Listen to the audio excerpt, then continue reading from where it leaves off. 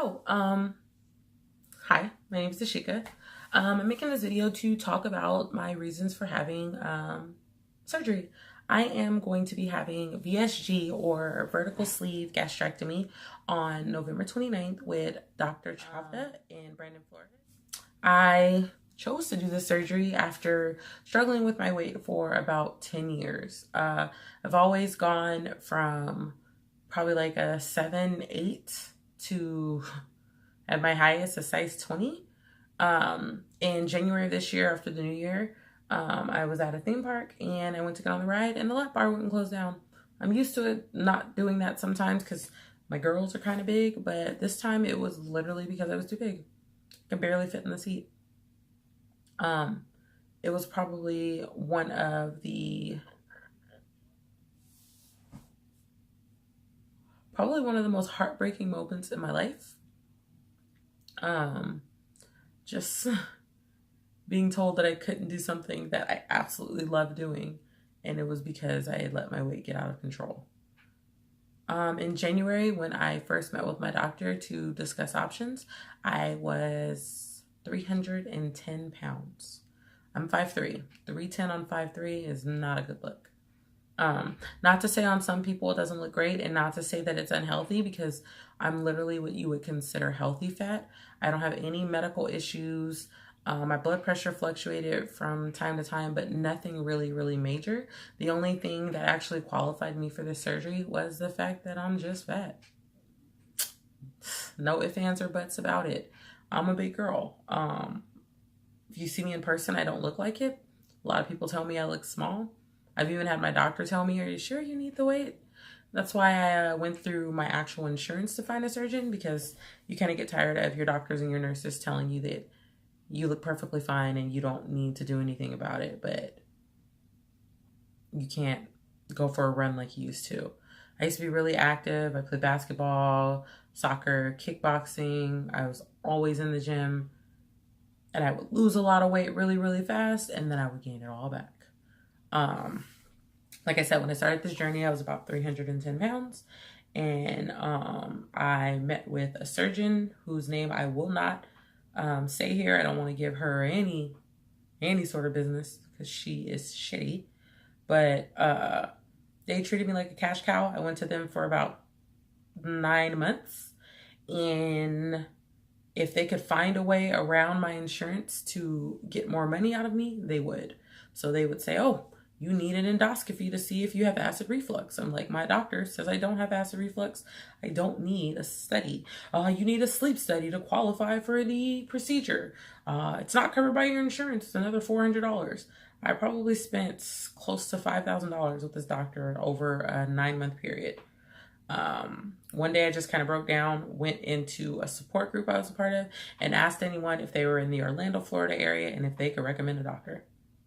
Had a very nice lady, Debbie, recommend Dr. Chavda in Orlando, Florida. Or sorry, he's not in Orlando. He is in Brandon, Florida. Dr. Chavda is out of the Tampa Bay Surgical Center, and he has been a godsend. He answers all of my questions. He's super patient with me. He doesn't require me to do anything extra. I'm telling you, this guy is the truth. He sent out a letter to my insurance, and I was approved the next day. It was so fast. Whereas my last surgeon, it took them 3 weeks to even get my insurance information to see if I qualified. And there was a bunch of things I didn't qualify for. Who knows what they asked. But he never pushed me in anything. He asked me what my preference was and what my goals were. I have Blue Cross Blue Shield. So I literally went through this process of a 6-month doctor assisted diet. I was on a 1,200 calorie a day diet, including lean meats and vegetables. And I also took appetite suppressant called phentermine. This started in May, and I ended the diet in October. I stopped taking phentermine in the beginning of September just because the side effects were getting a little out of control.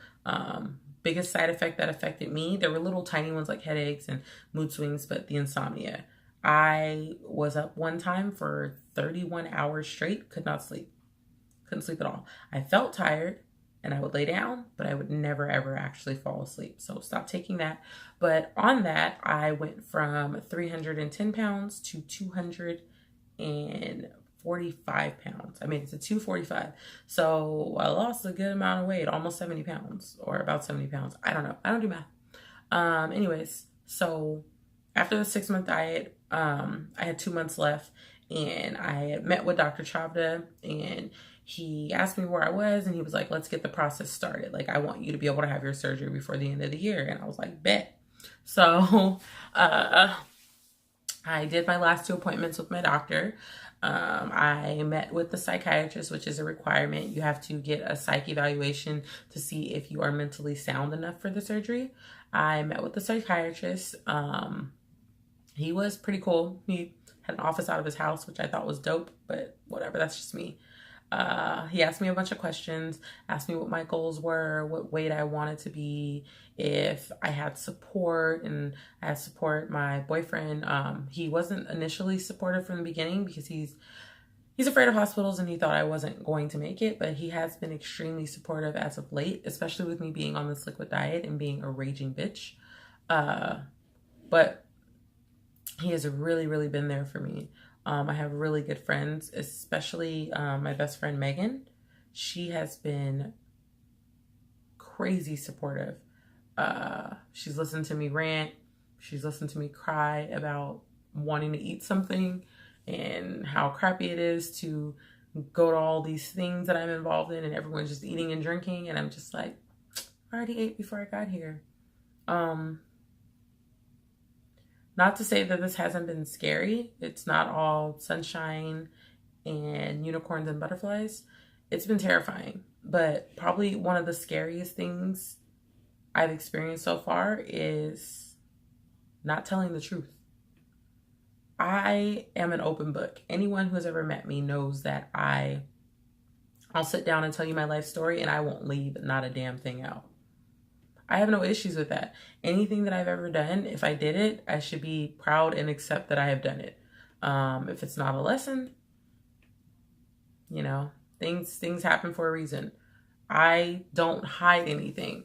Sometimes things are not people's business, but I don't want to hide the fact that I'm on this journey because I feel like me talking about it might be the difference between life and death for somebody.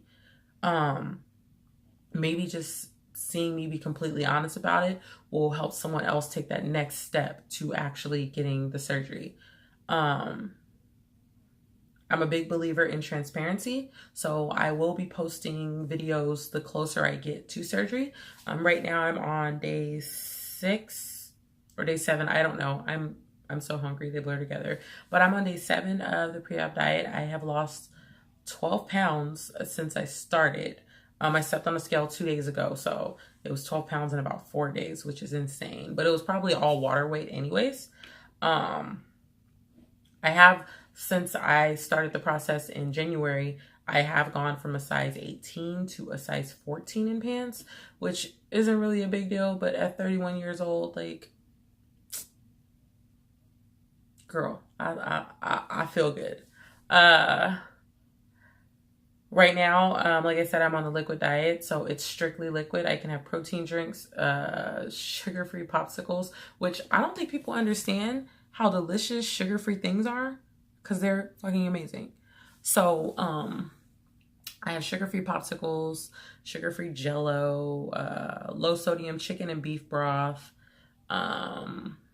water in unlimited amounts, according to my actual nutrition packet. I can have water in unlimited amounts, and sugar-free Kool-Aid, which has been a lifesaver. Sugar-free Kool-Aid is bae. So here I am. Surgery's on the 29th. I have about 8 more days of this liquid diet, and I'm just ready to have it done. It's right after Thanksgiving. But I'm happy that for once I will be spending Thanksgiving focusing on my future and not on how much of the food I can fit in my mouth. Again, like I said, I'll be posting probably daily until my actual surgery, just so people can see what's going on and where I stand. I won't be posting any full body selfies for a while, just for the simple fact that I want to make sure things go according to plan. No, that's not why. I just don't want to post any. My biggest goal, and it's always been my goal by 32, to be in a 2-piece white bikini on somebody's beach somewhere. I'm already in Florida. There's beaches everywhere. Just got to get to that 2-piece white bikini. But this video is for anybody out there who's wondered why my eating habits changed or why I started working out more. And anybody who has an issue with me doing this, anyone who has a problem with me getting this surgery, I don't care who you are. Relative, friend, whatever. Like, I can show you to the door and I can teach you how to open it, because I'm just trying to save my life, and that should be the most important thing. I've had people say, "Are you sure you want to do that? Don't you consider it cheating?" How is it cheating saving my life? Tell me how that's cheating. I'm not getting liposuction. I'm getting a little cosmetic surgery because I'm getting a boob job, because I feel like it makes sense that my boobs should be a little smaller, but that's because they're out of control. They're out of control and they give me back problems. That's the only thing I qualified for. But again, if you have any questions, send me a message, leave a comment, whatever you want to do. I'm an open book. I will respond as much as possible. But thanks for watching, and it feels good to get this off my chest and to finally be honest with people. Have a good night.